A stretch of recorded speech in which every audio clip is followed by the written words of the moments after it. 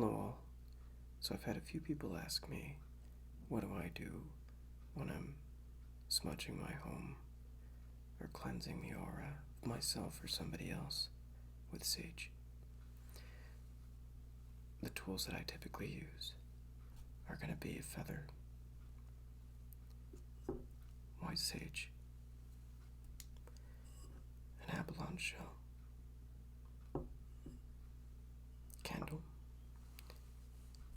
and something to start the fire on the sage. Now, this shell is extremely useful for catching the embers that fall. If you have carpeting, you don't want it to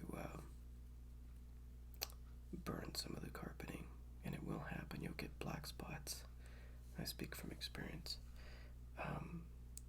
Another thing is that any ashes that fall from the sage, you can catch them here. And if you're the type of person that wants to use those ashes for anything, for something later on in any of your practices, you'll have them right here. The feather is to manipulate the direction of the smoke. So wherever you want that sage smoke to go, that's the purpose of this here. I prefer to light a candle first because sometimes sage takes a while to catch fire. So I'll hold it over the candle and I'll turn it like this until it's completely lit. I would advise against holding it in this direction because the flame may go into the center, and if you want to put this sage out later on, it's gonna burn, or it may burn longer than you would anticipate from the inside. So I try to catch everything from the outside when I'm smudging. Now, just a few things to consider. If you're the type of person that has allergies, or if someone that you're smudging has allergies, it may be wise to use a cloth to cover the nose and mouth. If it's the eyes that are affected, there are some people who are sensitive, so you may want to use a cloth or even a towel just to cover the face, which is perfectly fine. You can drape it over as you perform the ritual around the person.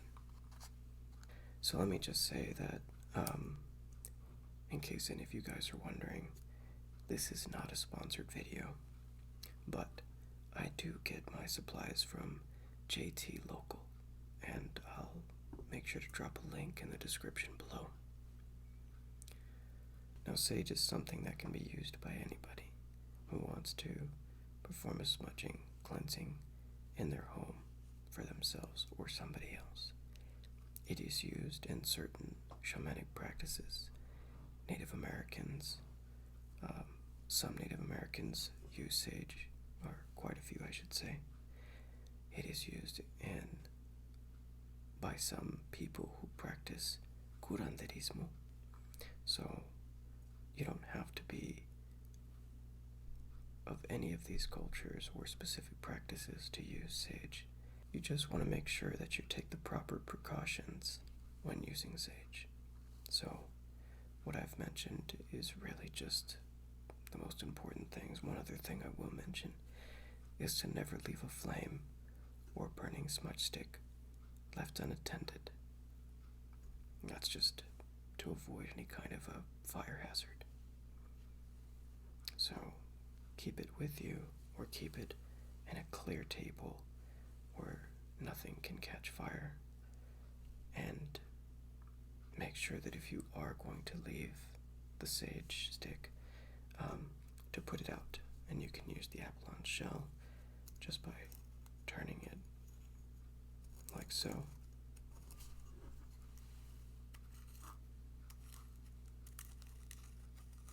To get that smudge stick to turn off. So let's get started. Now, if you're going to be doing this in your home to clean out any kind of negative energies, the typical practice that I personally like to do is I'll open one window on one side of the house, and I'll I'll start smudging on the opposite end. For those of you that are sensitive to sage smoke, you don't have to do it this way. You can do one room at a time if you prefer. So you can open a window.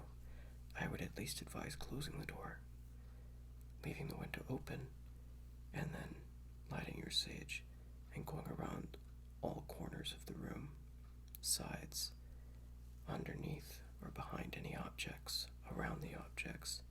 Include yourself right in the ritual. Closet spaces especially, cabinets and drawers. Think of it like you're fumigating your home for pests. You want to try to get into every little nook and cranny around your home to make sure that you drive out any negative, or as I like to say, low vibrational energies. Now, if you prefer to do this in the approach that I use, like I said, you'll start at one side of the house, get every corner, every closet, every drawer, underneath the bed if you can, or at least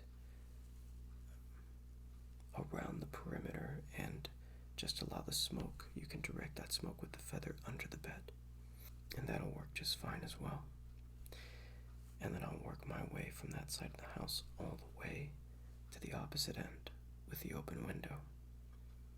Some people believe leaving no windows and doors open is a good practice. I prefer to do it this way with at least one window open for two reasons. One, my belief is that I am driving that low vibrational energy out, and I'm giving it no other exits, right, or no other places to hide. It is simply being forced from one end all the way to the other, out the window. And second, I have family, and not everybody is accustomed to the smell of sage, so it allows that scent or that smell to go out the window. My philosophy is like this, and this is just an example to help you get a better idea of what I'm explaining. So think of a 10-story building. If you're fumigating that 10-story building for pests, it's ideal to start at the top and work your way down to the first floor, because all of the pests are going to be forced down to the first floor, at least the survivors, and any other surviving pests are going to have doors at ground level to exit. So all the critters will have to run outside, right? You don't want to drive all the bugs up to the top floor from the first floor, because then you're going to end up with some stragglers and then a lot of dead bugs on the top floor. So again, just my personal philosophy on that. So let's get started.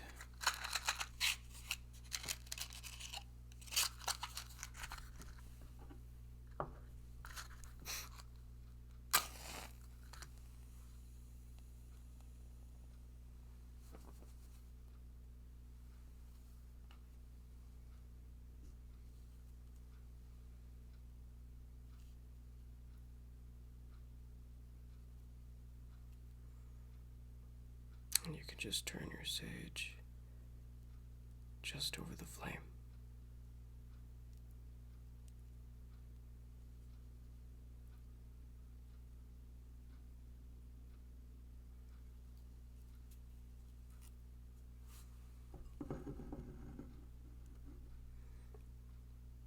And I like to let it get a really good burn.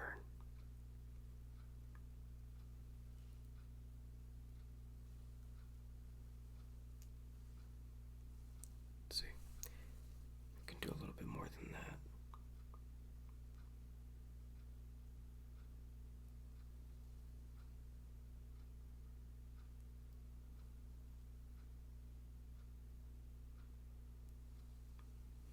Now,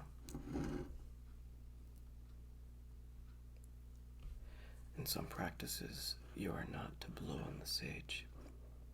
The belief is that you're blowing away your spirit, right? Or you're blowing away the good spirits. I am not This is not something that is within my practice. However, I will not blow on the sage in the direction of any person that I'm smudging.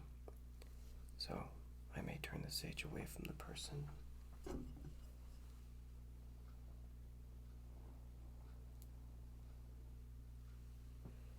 And then as I bring it towards them, then I can use the feather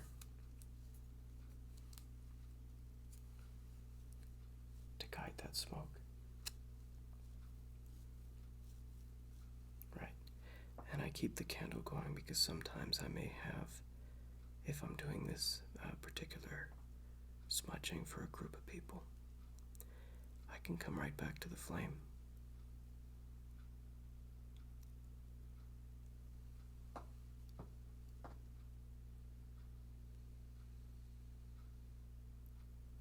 Right. And then I can direct that sage smoke to the person. Typically, I like to start at the head or the crown. Right, you can move in the direction of the chakras if you like, starting from the top. And direct that smoke all around the person's aura, around the head, shoulders, and arms, under the arms.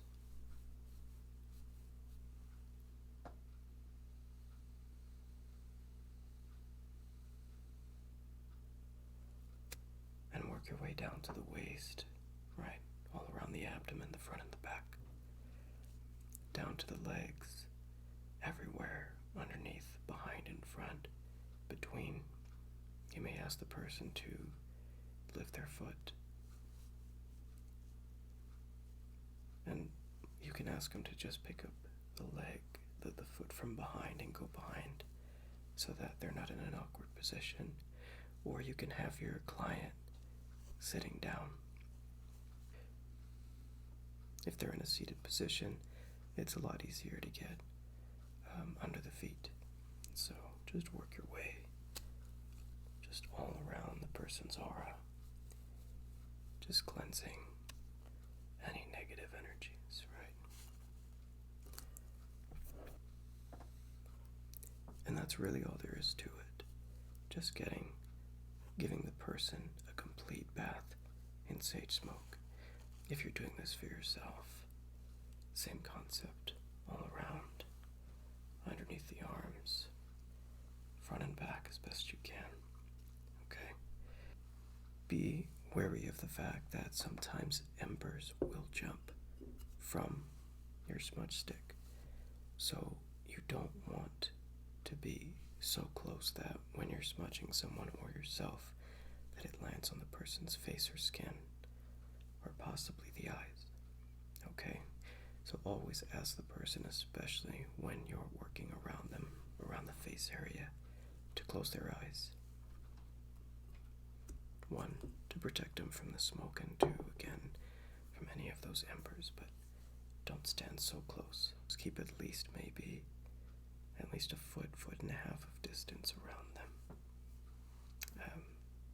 I wouldn't get any closer to somebody who's maybe about, I'd say at least a foot away, and then just work your way around them. Now, the last piece of advice that I will give you is that in order for this to really take the full effect so that you can receive the full benefit, is to believe in what you're doing.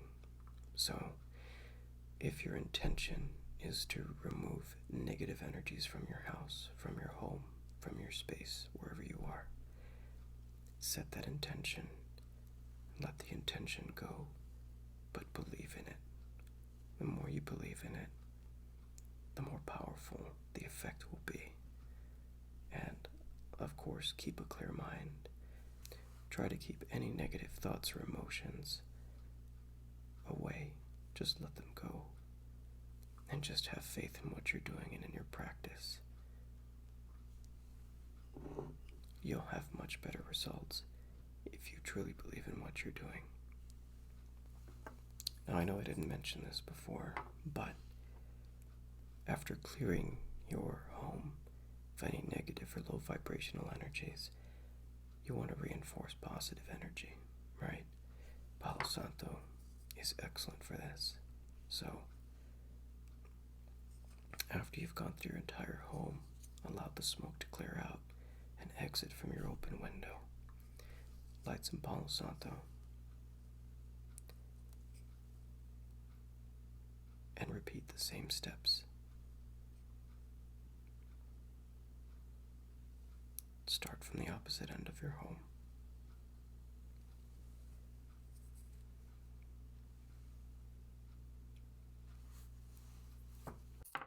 And just allow the Palo Santo to do its work.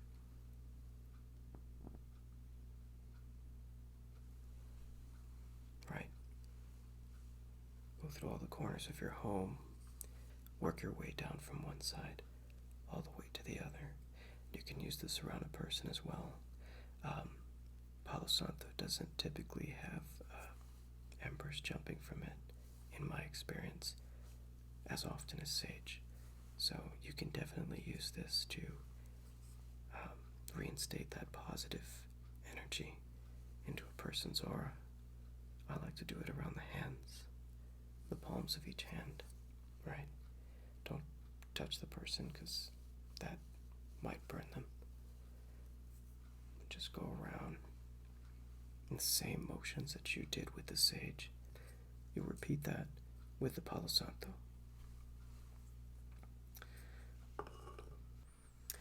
So the thing about sage is that it's not biased. It will not only remove negative energy, but positive energy as well. This is the reason that I like to use the Palo Santo, so that we can bring back that positive energy, that high vibrational energy into your home and into your mind, body, and spirit. So that's basically how I perform my smudging rituals. If you have any questions, concerns, or comments, please feel free to leave a comment below. I do appreciate those of you who leave a like and have provided a subscription. It's free, and it encourages me to make more videos in the future for this channel. Other than that, I certainly wish you the best. Remember to take precaution and not to leave anything flammable unattended for your safety and the safety of others.